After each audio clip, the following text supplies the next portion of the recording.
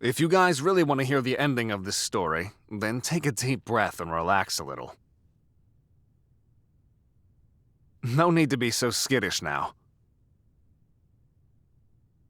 I'm sorry for the jump scare, but you should have seen your face. I guess it was a little mean to have Suma scare everyone like that, but it was definitely priceless. I wish I had a way to capture that moment.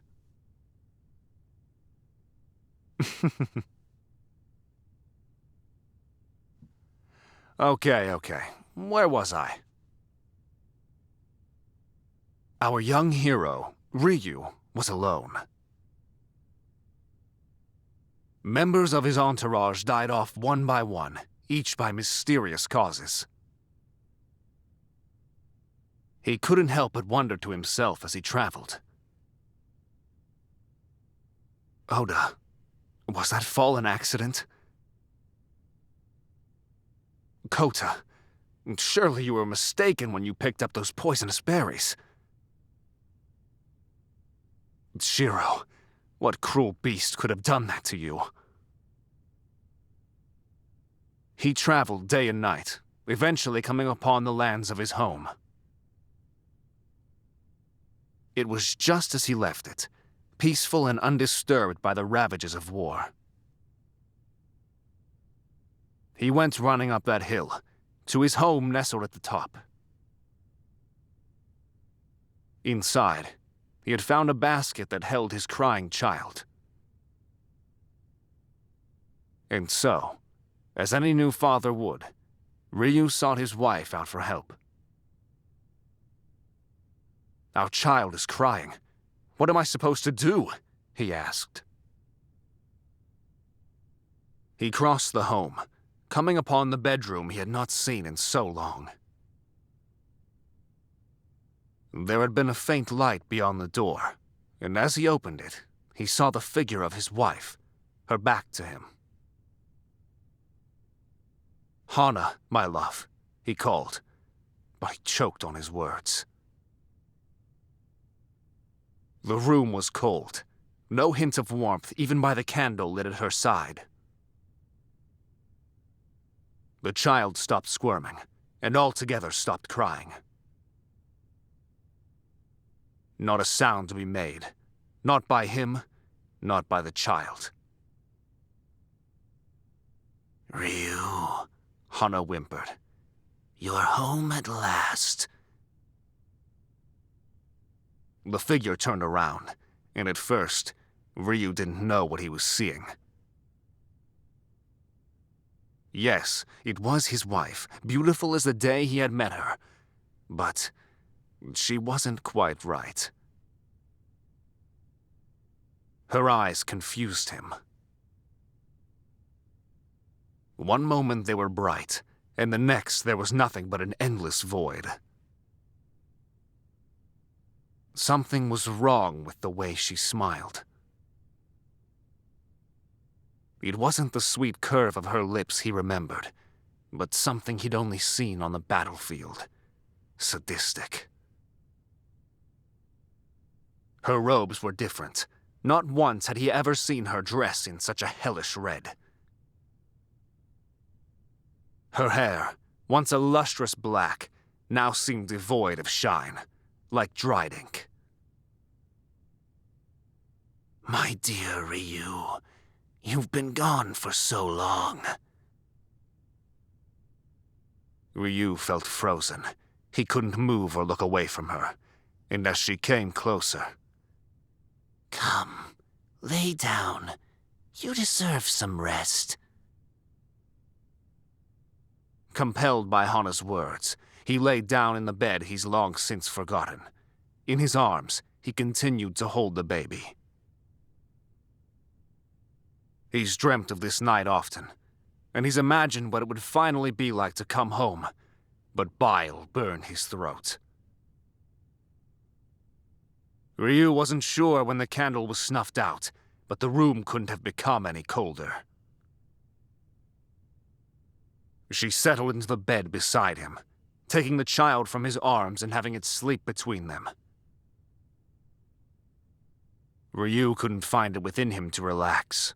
Not after the gruesome nights he'd been having. He'd spent the last few days awake and alert, and even now, in the presence of Hana, he couldn't stop his old habits. "Have you been well, my love?" he asked. Maybe talking would put him at ease. She told him that she was, despite their child having fallen ill. "Leave our baby swaddled like this," she warned. If the baby was to get too cold, then they would fall sick once more. Hana asked him to stay close, to share his warmth with them, and he could not refuse. But as the minutes dragged on, and the more he looked at Hana, a sinking feeling came over him.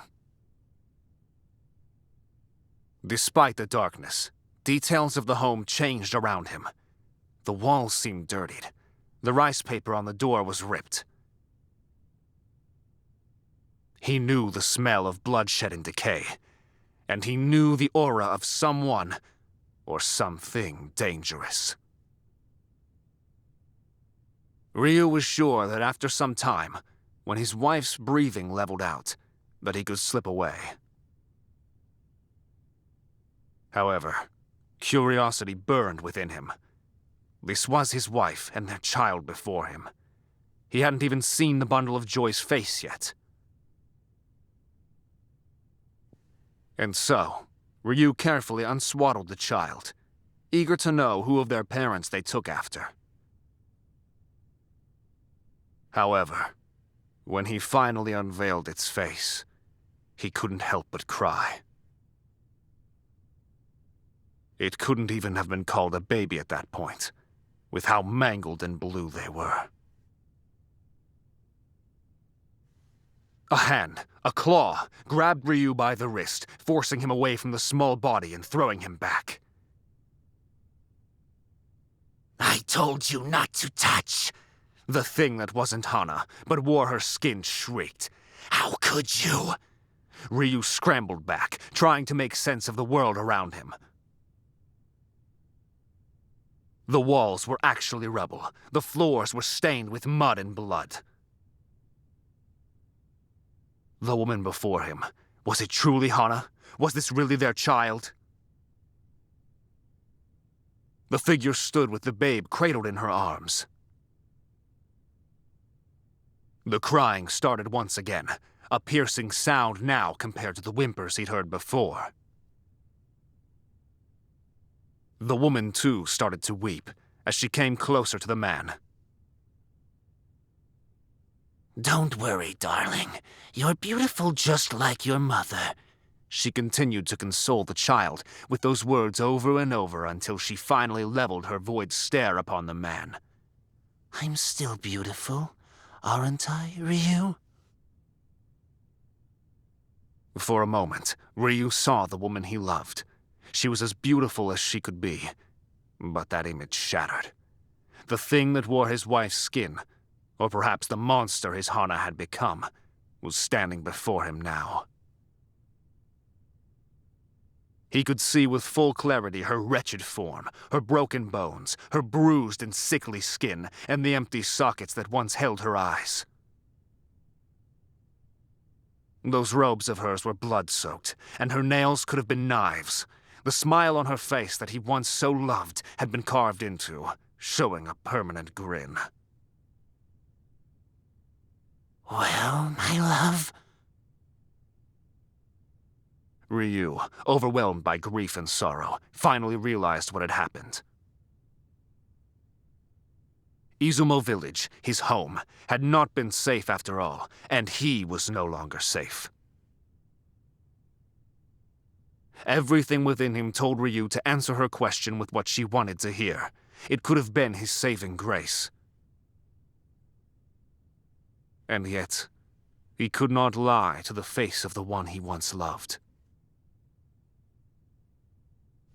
And here we are, sitting in Izumo Forest tonight.